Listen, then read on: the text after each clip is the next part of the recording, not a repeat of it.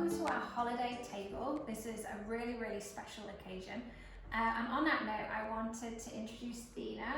She's founder of Set the Occasion, and she is a collector and an orchestrator of all of these wonderful decorative elements. So Thina is going to share with us the kind of most important principles behind setting your own holiday table.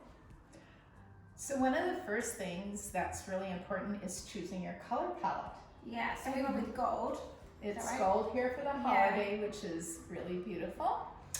And then decorative silverware. I love decorative silverware, and there are so many types of silverware on the market, and this is my holiday silverware. And actually, on that note, I've also bought the same one. And I gifted it to my mum for Christmas last year as well. I can't remember what brand. Do you know what brand this is? I'm not sure. I bought it. It's from Neiman Marcus, Neiman Marcus, isn't it? yes. It's really pretty. Something for a special event, and I think it really frames the table, but you were my source of inspiration for that. And then a beautiful crisp white tablecloth and crisp linen really make a difference with a lovely napkin ring. Just choose one simple napkin ring. Aren't these magnificent? That you can use for almost I anything. like a diamond ring like that, I think would be fun. Well, thank you so much. You're very welcome. Happy holidays. Happy holidays. We're going to start the arrangement with the cedar. I love the fragrance of cedar, the flow of it. It just says holiday to me. And the other thing about it is it lasts for a really good amount of time. That's one of the reasons why we made the garland out of cedar and also eucalyptus.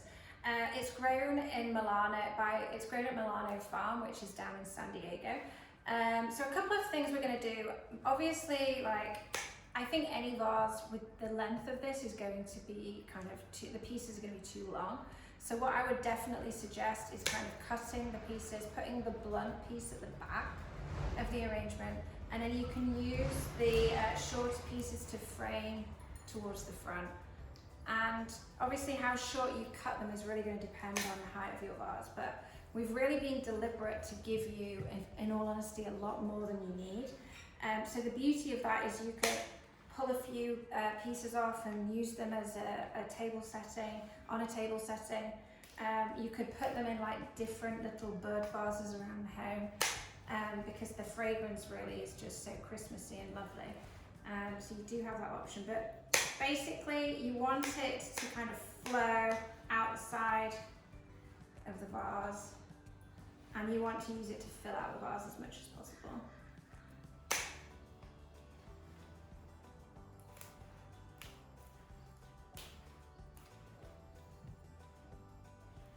I'm going to keep a few pieces for the end and start with that now, and then we can layer on any extras at the end to just fill it out in between the floral elements. With the gold eucalyptus, a couple of things. You kind of want to cut the pieces off the bigger pieces if you have some straight. I've chosen the most random looking pieces just to help give you kind of a sense of what to do. But basically you want to cut them off into individual pieces because they become a lot more manageable. This is also soaked in metallic paint, and it's done on the farm. And it's quite nice because it means that it enables our farmers, who typically don't have a lot of floral elements this time of year because we're obviously into winter, to charge a premium for their greens. But the annoying thing is it does get all over your hands, so that's the downside, I'm afraid. So yeah, you just kind of want to add it inside the nest of cedar. Okay, so strip the leaves off the peony. The peony is the most focal element. Cut it down, and we want to rest it above the length of the vase, like so. We have the protea. So what I would suggest doing if there's a lot of green leaves around the bulb is just to strip them off, and then you can just cut them down and then add it behind the peony. The goal of this is you just want to use it to kind of fill in space, like so. So we have quite a few roses. Pull off any outer petals that might be curling or browning. Blow into the middle of the rose, cut it down, and then really what we're trying to do with these is just reposition them in and around the protea and the peony, just to bring a bit of holiday glamour to the arrangement. I love the kind of decadent and luxe feel of this one, honestly. I don't often use red roses, but it just felt really nice given it was Christmas to have like a modern take on quite a traditional centerpiece. So that was really the inspiration for this one. We have two parrot tulips. These are pretty open. They're gonna, as they absorb water, they're really gonna open up. And the nice thing is that come Saturday, for Christmas, they're gonna be like fully open, but they do take a few days to do that. So I would suggest kind of, you can use them in one of two ways. You can kind of add them in and keep them a little bit higher to kind of complement the shape. So I could do one here and one here. Or you can cut them down a bit more and use them to kind of fill in any gaps too. Maybe put that one there, like that. This just helps to fill in any gaps. So cut these into individual pieces and then just use it to kind of break up the roses, the peony. You can put them anywhere you want.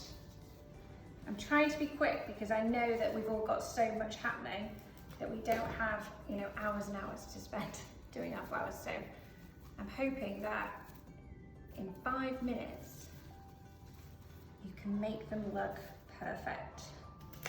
And then they'll hold for a good amount of time. The peony will obviously open up through the course of the week.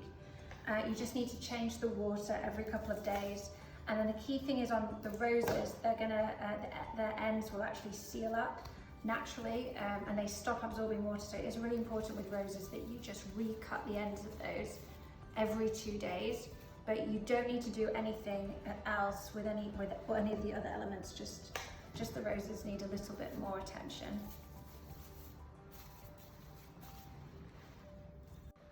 And there we have it.